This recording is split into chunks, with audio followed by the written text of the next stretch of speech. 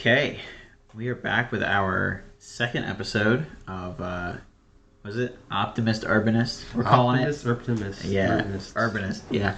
So we're deciding today to discuss safety and road design. We had discussed this a little bit on the first episode. We detailed you what a stroad is and talked about how they're not very fun to drive on, Or walk on. or cycle on, or anything. And yeah, I was thinking about it later after our first recording session, and I was like, it's something that has like a stroad is something that has kind of like a clear-cut definition. You know, you have like a street and a road as their own things, and then a stroad's like a mix of the two of them. But it's kind of, I was remembering kind of having a difficult time explaining exactly what it is. And I feel like that's a similar deal with like sprawl, where you know it when you see it, but it's a little bit hard to explain, not through example. So, like, I could easily give you a lot of examples of stroads in the desert Southwest, you know, for sure. But, like, just saying, like, the kind of definition of, like, yeah, it's like a road where cars are moving fast, but it has a lot of businesses alongside of it as well. There might be some gray area there where it's, like, not quite a stroad, like a clear-cut stroad. You know what I mean? It could just be a road. Yeah, with like one little shopping center, whereas like a stroad, to me, like a classic stroad has like businesses like lining like the whole thing pretty much, you know, and it's just like shopping center after shopping center after shopping center. Just thinking about this area where I grew up in Pennsylvania, that it's like a busier road. You call it an arterial, but there's just kind of like a few little shopping areas, but then it turns into kind of rural stuff quickly. Mm-hmm. And it's not like a true stroad, and it was also not like terrible to walk on. Like, not all stroads are the same, not all stroads are created equal, kind of deal. And you could say the same about sprawl, you know, whereas there's like a classic, a very obvious heavy sprawling subdivision type of deal, or something that's sort of sprawly. Right. I don't know, you know, it's so I just, in definitions and in a lot of things in planning, there's not a clear-cut black and white, like, this is absolutely what this is type of deal. Because you can have like a sprawling subdivision with some commercial stuff near it that's, you can walk to, you know, like, yeah, it happens. Especially going back to kind of Pennsylvania suburbs, a lot of those have like little small downtown corridors because they were or are still a part of a train station network. Right, and you'll have like a little station with a commercial area, but then the rest of it looks like suburbia, right? So the small little hubs, town hubs of the original town, essentially have kind of a main street, a little area with older buildings surrounded by older houses. But then the streets kind of go out of that section, and then they do they turn into stroads? Do they, between the other, say, like small town, or does it turn into suburban kind of land use? Yeah, and that's the thing. That's where it's like kind of a gray area. Where it's like, I guess it's a stroad, but it doesn't feel like the stroads that I think about here in the desert Southwest. So they're not as big. So like, what are the maybe the characteristics of a stroad? Say like in the desert Southwest, we're usually looking at 4 to 6, generally sometimes 8 lanes of traffic with the median, or sometimes the median is raised and you can't drive on it. Oftentimes you'll see separated grade with like some maybe concrete, or maybe some type of desert plants like cactus or yucca, or I mean, I'm in Las Vegas, and there's not so many medians. The medians are definitely just dirt there. But and so like maybe like the roads in Pennsylvania, were they more like that you were talking about? Yeah, so the one example that I'm really thinking of, it's like a big thing with the desert Southwest stroads are all the like auxiliary lanes, the expectation that you're going to do U-turns, like just that, like the most efficient thing to do is make a U-turn. Like when I learned to drive in Pennsylvania and would like drive around the outskirts of Philadelphia and stuff, I never once like had to make a U-turn. And if I did, it's because like I made a wrong turn and I had to go somewhere else. And you pull into someone's driveway and then back out of it, you know. And I would see people do that in my driveway all the time when I was a kid. But like here, since there's the raised medians and all that, and it's just like dangerous to make left turns at times, they will force a U-turn, and that's like crazy to me in Arizona. And to me, that's extremely dangerous road design, is to expect people to make U-turns. Because in the design. Yeah. I just think it's really dangerous design. And I will often avoid that. And if I know where I'm going requires a U-turn, I'll try and make a different turn before that to avoid it and go down a smaller street. But the deal is, all the auxiliary lanes, and by that I mean like right-hand turn lanes, center turning lanes. The classic Strode that I grew up around was just 2 lanes in each direction. There was no center turning lane. There was hardly ever even a right-hand turn lane. You would just make the right-hand turn from the right lane with all the other cars. And that stuff makes it the traffic flow a little slower. Yeah. And therefore it is a lot safer feeling. And when I was a kid and we would walk around, this kind of Strode was one of the biggest commercial centers of where I grew up. And so we would walk there, and we never thought it was like dangerous to walk around there. But then walking around the Strodes in southern Arizona, where there's the problem with all the auxiliary lanes then is if you have a right-hand turn lane on each side or whatever, and then like on each flow of traffic, right? Like each everyone, they widens out. Yeah. And a center turn lane.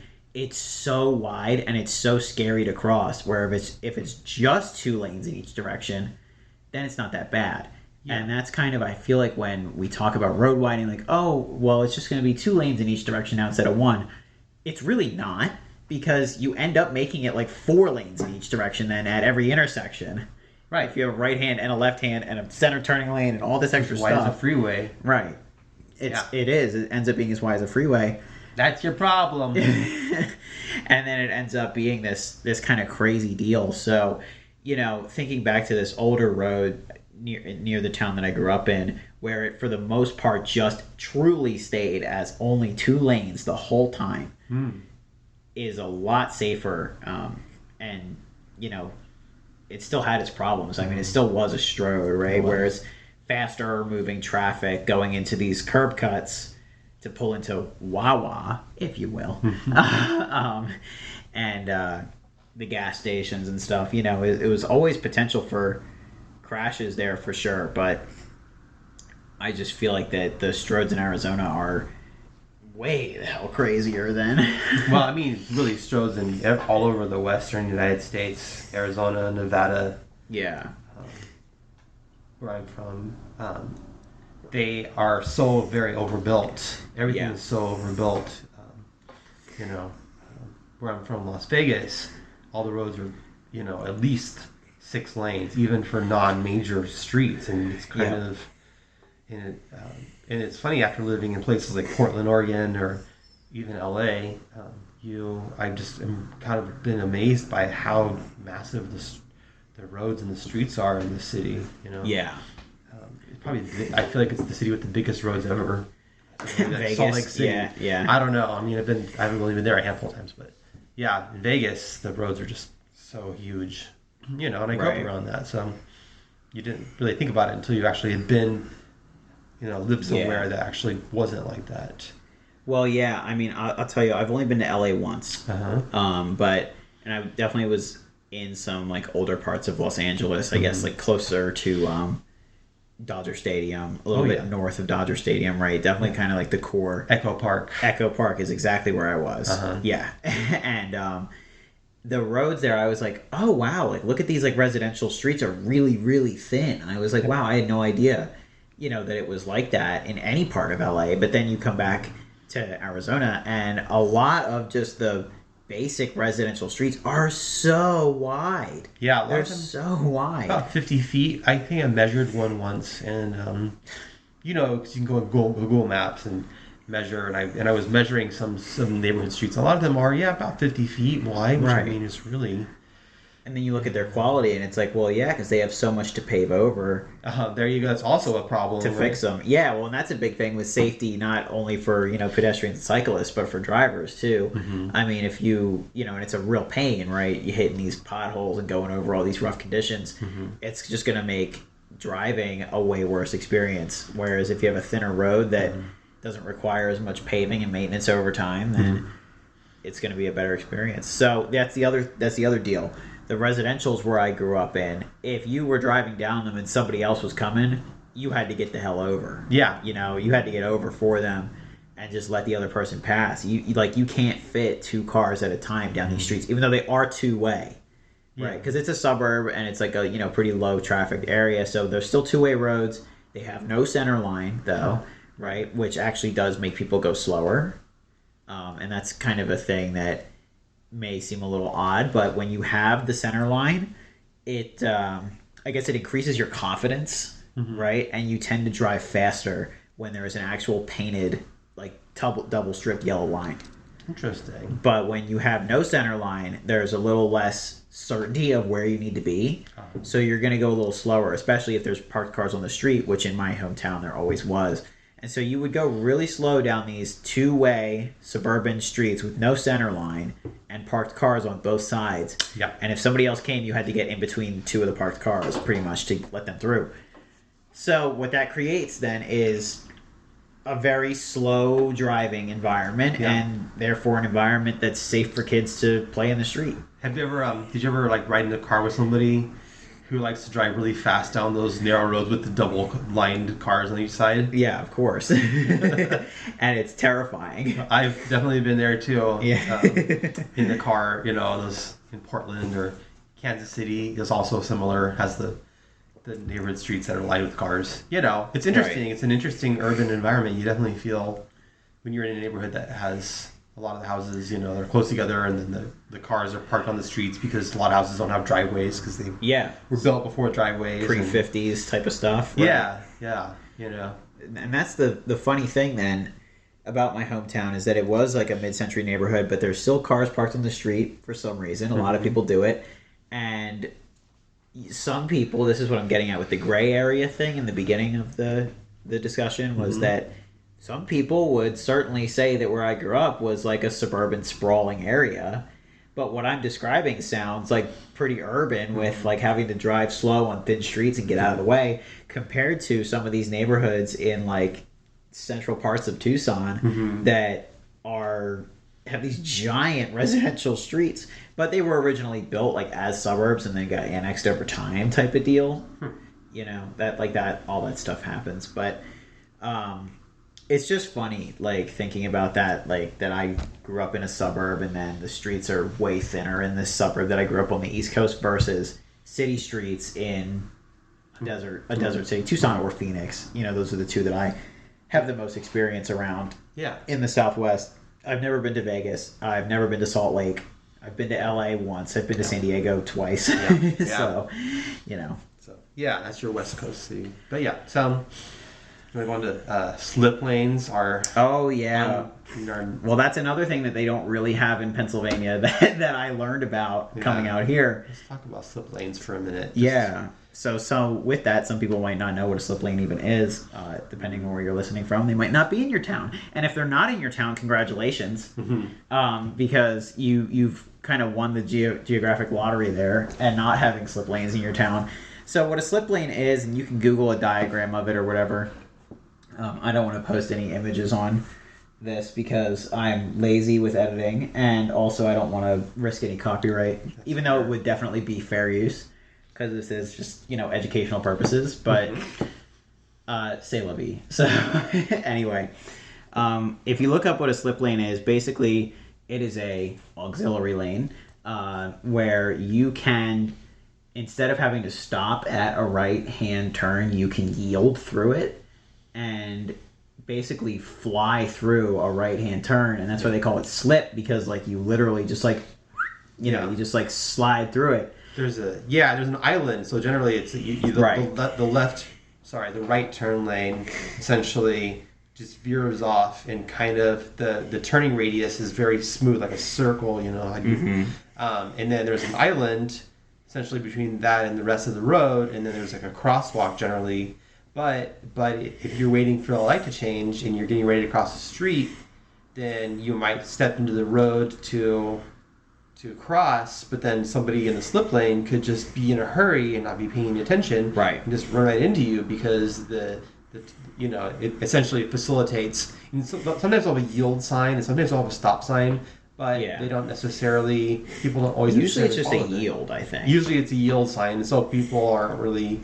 They're not paying attention to people. They're just like, oh yeah, I can go, and because it just facilitates the ease of traveling through. So yeah, and so sometimes you're crossing the street and you have to go to the island to press the button to to cross the street. You have to double cross. Yeah, as a pedestrian, you have to double cross, which is really frustrating. Mm-hmm. You probably don't have to, or it might be there, but you don't have to, like, I don't know, obey traffic laws, people, but like, the first crossing the slip lane might be fine, but then you have to go wait in an island and then cross again. So it's going to increase your stress level as a pedestrian because you have to keep looking twice, right? It's not just a one and done deal. You have to look at the slip lane, stop, hit a button probably, then keep looking again. You're past the slip lane, but you need more lanes to cross, right? So it's a very frustrating thing as a pedestrian. But the other thing is, and this is the whole deal with right-hand turns anyway, and right on red, drivers are going to be looking towards the left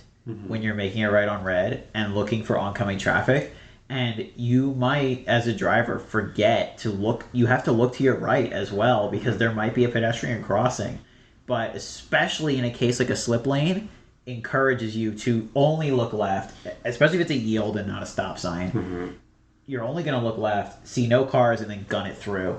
And you're going to gun it, yeah. And then, so I'd say that's dangerous by design, right? Yeah. The design is, because you don't, even though you might try to be very careful and cautious driver, you're just like, oh, I got to hurry and get to this light because, gotta get to work. Gotta get to work and not miss my turn. And so, yes, and so then you're dealing with, it's a dangerous design. It's just a bad design. It causes accidents and it basically encourages behavior that could lead to accidents. Yeah, it's a very reckless thing that is legal somehow. Yeah. And so you do see some initiatives to fill these in. You will see road redesigns that fill in slip lanes and are eliminating them because forcing drivers to make these like kind of more conscious turns and not these quick, sharp, easy to drive through turns like this. It's curved like a freaking racetrack basically. But forcing like a true 90-degree turn, you have to slow way down for it. You're more likely to see a pedestrian. I think that the bigger step is to discourage right-hand red turns altogether. Yeah. I understand that, like, sure, you can just merge in with the traffic, but it really does not consider the lives of anybody but those in a car. And I don't know. Every time I do them while driving, I feel like I'm doing something illegal, and I feel like it's bad, and I like really get uncomfortable making a right-hand red turn, even though it's completely legal at most intersections. It just feels wrong. It's like, oh god, like I'm going on a red light, like I'm gonna hit something, Yes. No, it's right. Yeah. So overall, they're just bad, but I'm really not a huge fan. And now, okay, one other thing, what we have written down here kind of in the discussion for this, in discussing with the media and everything and how the media portrays car crashes and stuff, I've noticed a couple of times you have said the word accident, and I am being very conscious to say the word crash. Oh, yeah. Did I say accident? Oh my goodness. Yeah, you're not. So I know I've been trying to be conscious about saying crash too and not accident. Yeah, because it's and it's easy because you've been saying it all your life and you're like, okay, right. And so, okay, what's the big deal about this, right? Why are we like, oh my god, you said accident, not crash, right? You use the A word, but A word. So it's because my best understanding of it is because accident sounds kind of blameless. Yep. Right, and it's just like, oopsies, I just ran headfirst into a pedestrian, oopsies, accident, right? Yeah. It's it needs to be more serious, basically, is what I believe that this kind of movement to call them crashes, even if it's with a pedestrian or a bike, you still call it a crash. You don't want to call it an accident. Right, because saying oopsies, I just ran somebody over is pretty ridiculous, like when you think about it. But that's the thing, is that you have to pause and think about that, is that we are trained so much to call it an accident. Yeah. But same deal goes for a 2-car collision, a 2-car crash, right? It's a crash, you know? Yeah. Like, through and through, it's a crash. It is not an accident. Like, you obviously did not intend for that to happen. Right. Unless you're deranged, but in that case, get some help. But, 99% of crashes are done on accident. That's not a real figure. I'm just throwing that out there. But, like, of course it's not on purpose. Unintentional. Yeah, or unintentional. Of course it's not on purpose. Crash. You didn't see somebody, but that doesn't excuse, like, calling it an accident sounds like that it's kind of excusable. Right? So call it a crash, you know, and that really increases the seriousness of it, and I think makes people a little more conscious and to encourage safer driving. That's a learning moment. Yeah, that's a big time learning moment. So with that, you know, you can look all over news postings and stuff, and I mean, they obviously only bad news gets reported anymore, and you will see, like, pedestrian crash or pedestrian accident. It not always necessarily, but there seems to be, you know, an emphasis on blaming the pedestrian. Yeah, no, there it is, definitely. Well, even every news story, you know, basically portrays that they will say something like, car struck pedestrian not in crosswalk, or the pedestrian was intoxicated, or also, like, they generally do a level of victim blaming. Yeah, and it's I had something else I was going to say about it. I forget. No, there's what is it? You're going to edit this part out, right? Probably, yeah. There's definitely a level of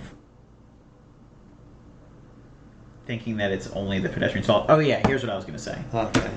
So we'll cut back in on this, but don't worry. Yes, we have plenty of time to edit stuff. So, okay, it's I have kind of a dilemma where I will see personally while riding around, you know, likely in a car or any other mode, but you always will see someone doing something that you're like, man, are they fucking crazy? Like, you will see somebody crossing a large arterial, you know, a strode, if you will, right?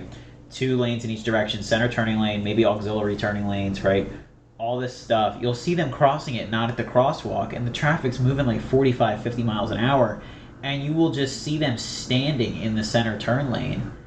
And then it's like, oh my god, like, that person must be nuts for doing that. Like, why would anybody try and cross the road like that? Right? And then they get hit, and it's like, well, you see the person doing that, don't you think that they're nuts for doing that? Like, why didn't you cross at the crosswalk, you know? But it's like, at that point, my thing that I always try and fall back on is not blaming people for crossing like that, but blaming the road for not being designed to allow people to cross there.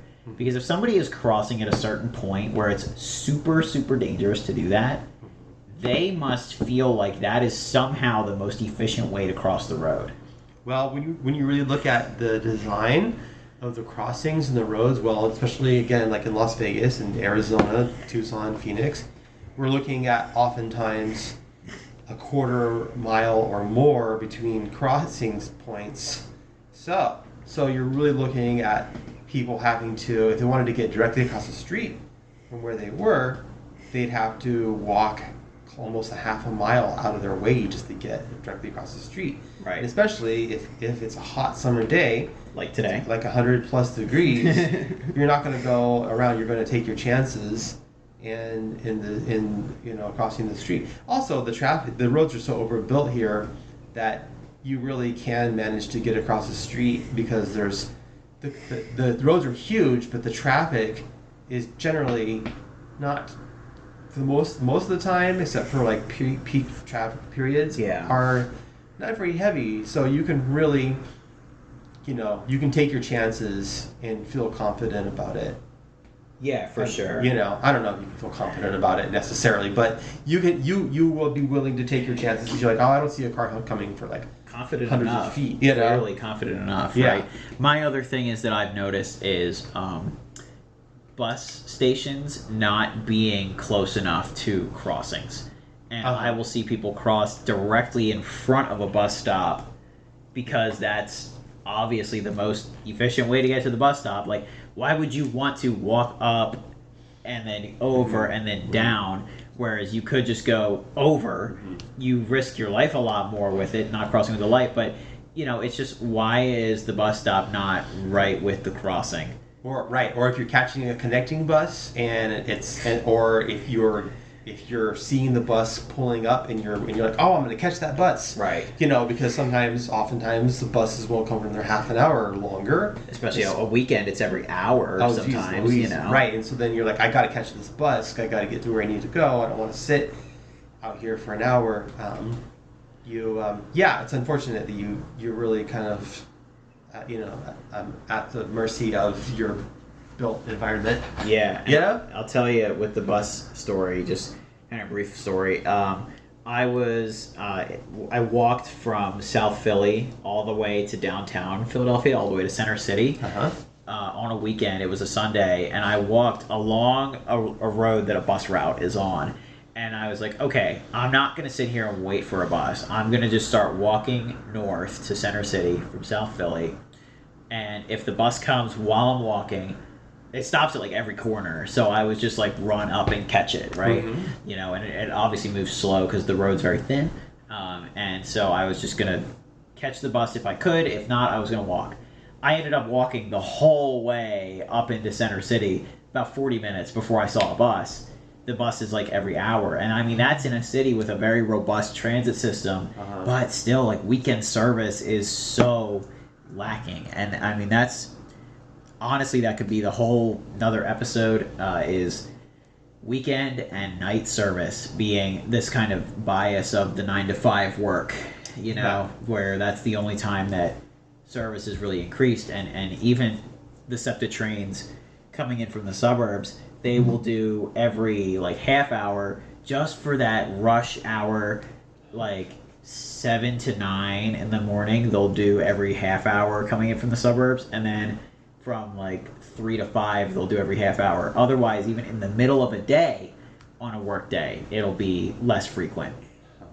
So there's like an extreme bias there where it's truly only peak hours they're doing increased service. And a lot of that has to do post-pandemic. They really cut back on a lot of stuff, and they're bringing it back and everything. But it's difficult to get around outside of peak work hours, and everything is just so based around when are people working. Right. But there's other needs in the world, and that's really difficult to plan around because it's hard to justify the ridership numbers, because the ridership numbers are always going to be lower than in like a peak work hour time. So it's like, oh, well, we don't need this service because there's not this many riders. But the people who do need it then suffer. Right. Well, it's one of those things where, it's a public service, right? So, I mean, a lot of times when they expand freeways or widen roads, you're looking at a deficit oftentimes with the but it's politically popular. Yeah. Whereas bus service is less politically popular, I'm sure, because less people ride the bus. But It's also a public good. It's not meant to really generate a profit, but to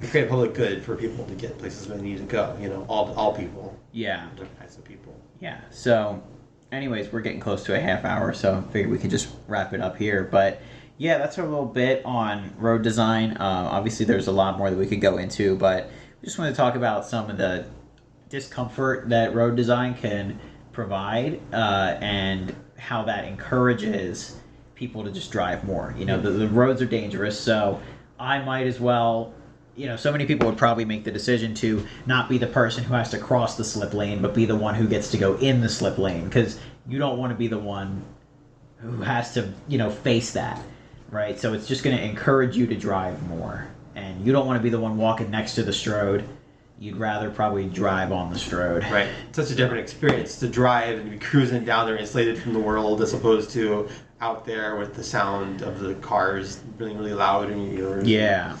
Yeah, that too. The discomfort not only from heat, obviously we're going to focus on heat a lot out here in the Southwest, but the discomfort from all the cars going by. I mean, you can look at a Strode even from an upper story window and it might not look that bad, but then when you get down there and you are walking along like a 6-lane road, man, you feel so isolated and so stressed out and alone, and it's just a really fearful experience to walk along a road like that. Yeah. And they usually have sidewalks still. I'm not even saying like you're walking on the dirt.